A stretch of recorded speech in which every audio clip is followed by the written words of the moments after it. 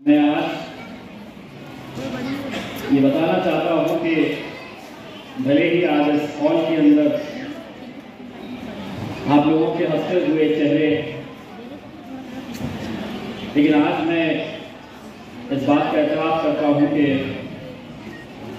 पिछले 8 साल से हर प्रोग्राम के अंदर जो मेरी ज़िंदगी, मेरी जान थी, वो मेरी माँ थी। वो हर प्रोग्राम में हमारे साथ रहती थी। लेकिन पिछले साल मार्च महीने में उनका इंतकाल हुआ। लेकिन जैसा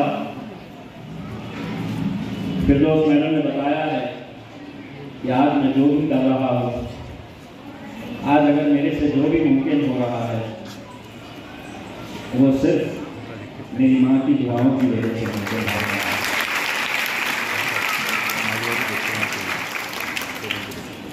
इसलिए मैं तमाम उन बच्चों को, उन बच्चियों को, खास तौर से नौजवान लड़कों को ये बार बार कहता हूँ कि दुनिया में तुम हर चीज़ हासिल कर लेंगे, दौलत, शोहरत, इज्जत, हर चीज़ तुम्हें मिल सकती है। सिर्फ एक माँ है जो चली गई तो दोबारा नहीं आ सकती।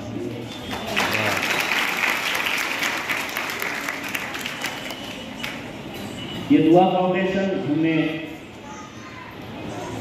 8 साल पहले शुरू किया था और इसका मकसद ये था कि सियासत तो हर कोई करता है, कुछ काम दुआओं के लिए भी किए जाने चाहिए। और इसी इरादे से हमने इसकी शुरुआत की थी। कोई गवर्नमेंट का फंड नहीं लिया, कोई सरकार की स्कीम नहीं ली, शुरुआत कर दी, लोग आते गए और आज अल्हम्दुलिल्लाह 8 साल हो गए हैं, हम इसको बखूबी चला रहे हैं।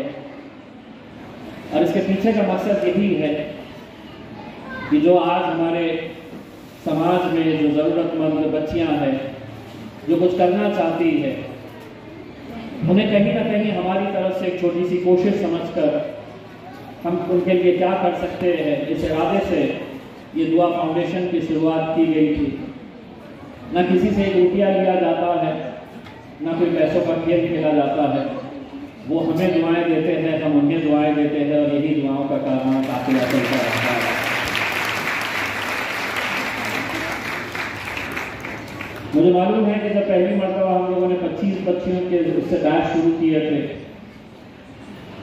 300, 400, 500 ऐसे एप्लीकेशन आते और उसमें से 25 बच्चियां कैसे हमने सेलेक्ट करना बड़ा दुश्वारी का काम था, बड़ी मुश्किलात का काम था। उसमें हर कोई अपनी तरफ से कहीं ना कहीं से रिकमेंडेशन लगाता। कोई मेरी बीवी के पास पहुंच जाता था, कोई मेरी वालदा के पास पहुंच जाता था कि हमारी ये बच्ची का एडमिशन करवा दें।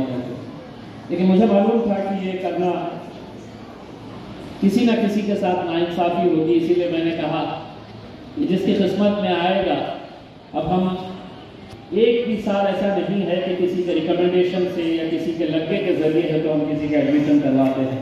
जितने रजिस्ट्रेशन आते हैं इस डब्बे के अंदर उनका नाम डालते हैं और जितने गेस्ट आते हैं उन्हीं के हाथ से, जैसा अभी आप लोगों ने तकरीबन 50 चिट्ठियाँ आपने निकाली है, यही 50 चिट्ठियाँ आपके सामने पढ़ी जाएगी और वो अगली बैच के लिए क्वालिफाई हो जाएगी। मेरी तो ख्वाहिश है और उसी ख्वाहिश की बुनियाद के ऊपर मैंने अपने जो दुआ फाउंडेशन का जो ऑफिस है हमारा, जहाँ पर ये क्लासेस चलती है, हमने एक और फ्लोर बढ़ाया है। इस नए इरादे के साथ, इस यकीन के साथ कि लोग इसके साथ जुड़ेंगे तो हम 50 बच्चियाँ नहीं, हम 100 बच्चियों को वहाँ पर पढ़ा सकते हैं, 100 बच्चियों को हम दे सकते हैं। और धीरे धीरे लोग जुड़ते जा रहे हैं। जैसा अभी डॉक्टर तनवीर ने कहा कि मैं 2 मशीनें देना चाहूँगी। ये डॉक्टर तनवीर आपके लिए ये 2 मशीन होगी, लेकिन जिस मशीन के ऊपर ये ज़रूरतमंद बच्चियाँ काम करेंगी, आप यकीनन जिंदगी भर उसके सवाब के हकदार रहेंगे। इसी तरह से मैं ये पिछले साल का एक प्रोग्राम हमारा बहरीन में मेरी एक बहन है, वो देख रही थी और उन्होंने वो देखने के बाद उनकी को 2 सहेलियाँ थी जिन्होंने ये प्रोग्राम देखा, क्योंकि मेरे फेसबुक पेज के ऊपर ये लाइव चलता है, और वो इतनी मुतासिर हुई थी इस प्रोग्राम के जरिए।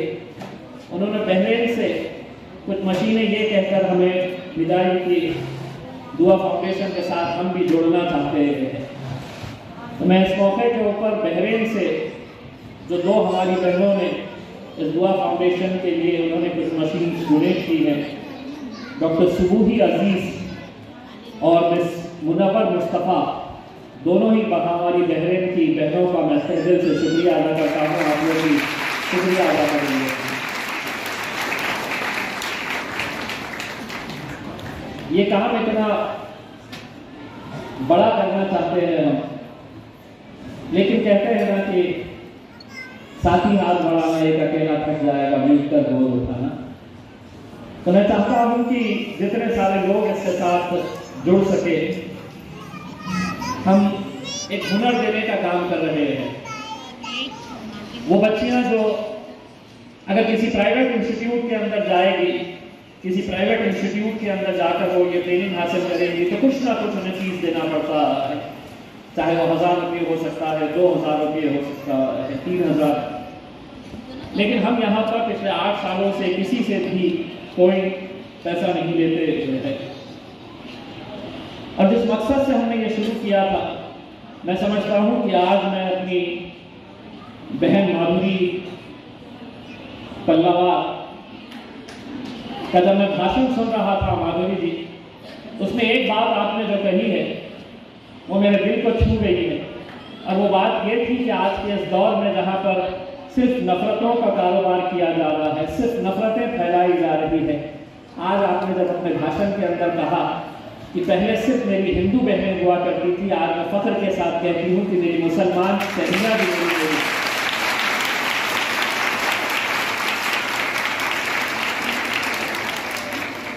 मुसलमान सहेलियां भी आपकी बनी है। मैं इसी इरादे से और इसी मकसद से मैंने ये काम किया था। मुझे मालूम है कि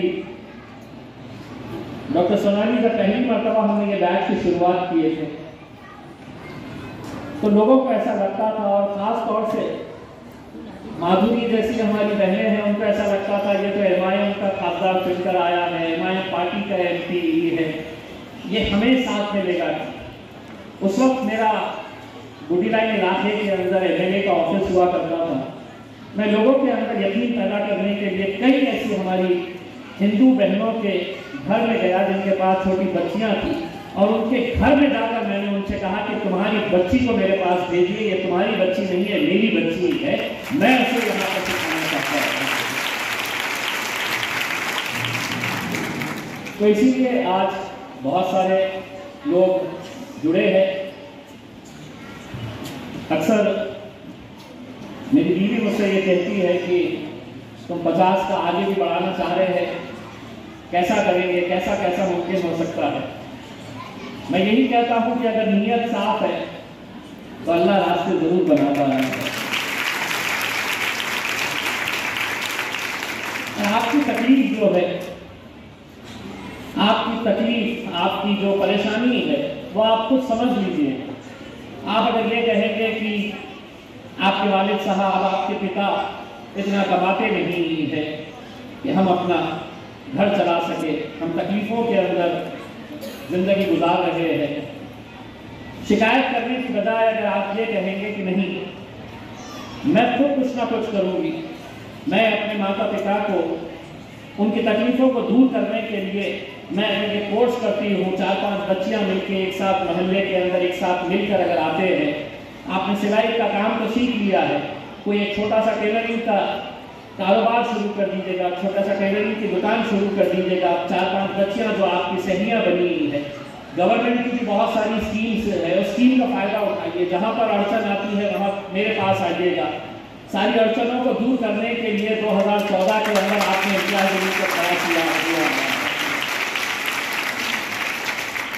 क्योंकि आपकी तकलीफ आप ही को दूर करना है। इसीलिए कहते हैं ना हम सफर से, ना हम नशी से निकलेगा, हमारे पांव का कांटा हम ही से निकलेगा। कोई नहीं आने वाला है, ये तो मैं आपको सिर्फ एक जरिया बनाकर दे रहा हूँ। इसको कितना आगे लेके जाना है ये आप लोगों के हाथ में है। मैं सिर्फ इतनी आप लोगों से दरखास्त करना चाहूँगा कि बस हमें आप लोगों से क्या चाहिए, हमें आप लोगों से सिर्फ दुआएं चाहिए। और दुआओं में कितनी ताकत होती है ये आप अच्छी तरह से जानते हैं। लोग समझते हैं कि मैं वोटों से जीता हूं, मैं कहता हूं मैं दुआओं से जीता हूं। कहीं ना कहीं कोई ना कोई जरूरतमंद बच्ची अगर दिल से वो हाथ उठाकर दुआ मांग ले तो शायद रब उसकी दुआ कबूल कर ले। और हम ये चाहते हैं जब आप इस दुआ सेंटर को अपना सेंटर मानिएगा, मैं बच्चियों से ये कहना चाहता हूँ कि आप अपने आप को किसी भी तरह से कम मत समझिएगा। कई ऐसी सक्सेस स्टोरीज हैं, कई ऐसी बच्चियां हैं जिन्होंने जीरो से शुरुआत की लेकिन आगे बहुत आगे बढ़ी है। देखिए, अगर ये कहेंगे कि नहीं मैं मुझसे तो कुछ होगा नहीं, मैं कैसे कर पाऊंगी, मैं कैसे जीत पाऊंगी, मैं कैसे आगे बढ़ पाऊंगी, आपको अगर इसकी जिंदा मिसाल अगर कहीं देखना है तो कहीं दूर जाने की जरूरत नहीं है। 2019 के अंदर मेरे अपने ही कहते थे कैसे जीत पाएगा, मैंने कहा कि मैं खड़े रहूंगा, लड़ूंगा, और लड़कर अगर हार गया तो परवाह नहीं, लेकिन जब लड़ा तो जीता।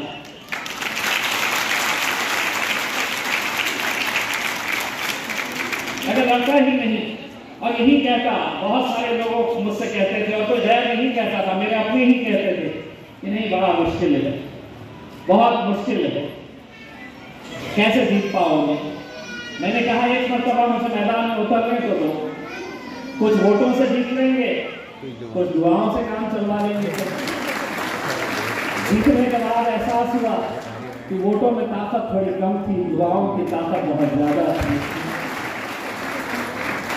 इसलिए आज जितने सारे बच्चियों को ये सिलाई मशीन दी जा रही है, मैं उनसे ये कहना चाहूँगा कि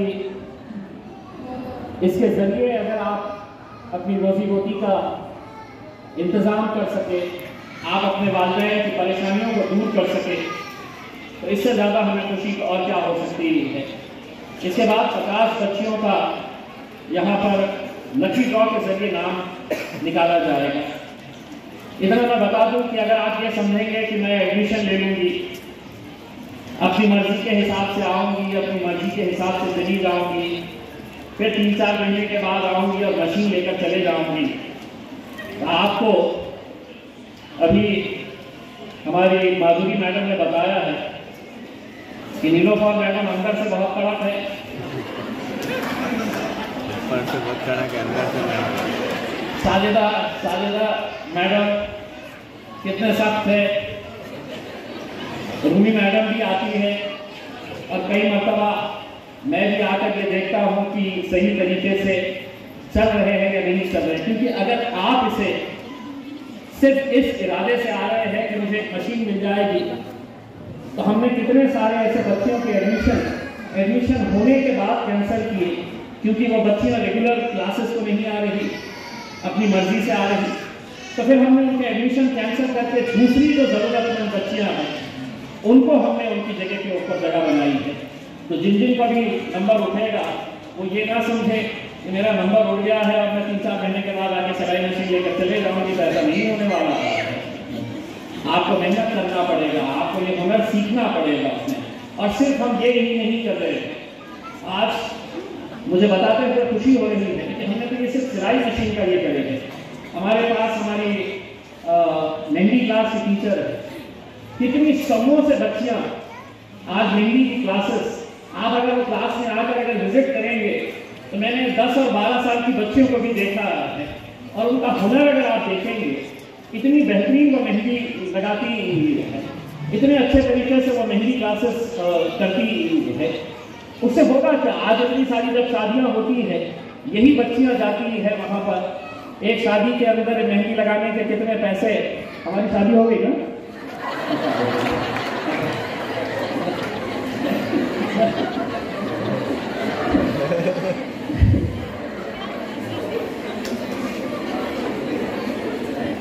इसने कहा मेरे बारे में कि हम इम्तियाज जी को भाईजान का सर्टिफिकेट दे दिए। भाईजान का जैसे बोले मेरी बीवी बड़ी खुश हो गई है।